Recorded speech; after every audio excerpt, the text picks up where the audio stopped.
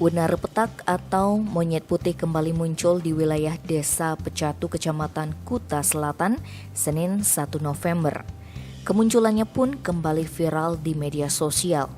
Mengetahui kabar tersebut, Bendesa Adat Pecatu Made Sumarte mengharapkan kemunculan unar petak ini menjadi pertanda baik bagi Bali.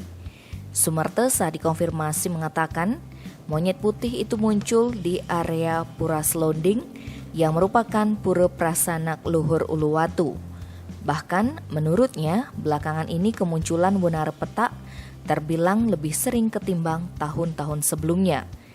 Setelah beberapa kali melihat monyet albino tersebut, Sumarte menyebutkan perilaku monyet putih tersebut terbilang semakin jinak. Kuat dugaan itu merupakan pengaruh dari perlakuan baik yang diberikan selama ini. Bahkan kemunculan monyet putih selalu diikuti oleh ratusan pengikut. Kemanapun ia pergi akan diikuti oleh ratusan monyet lainnya. Sumerte mengaku tidak memiliki firasat apapun sebelum kemunculan unar petak tersebut.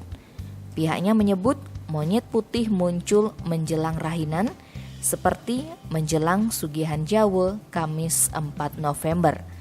Unar petak tersebut sempat muncul di Pura Dalam Selonding pada Jumat 6 Agustus. Tim Bali Express melaporkan.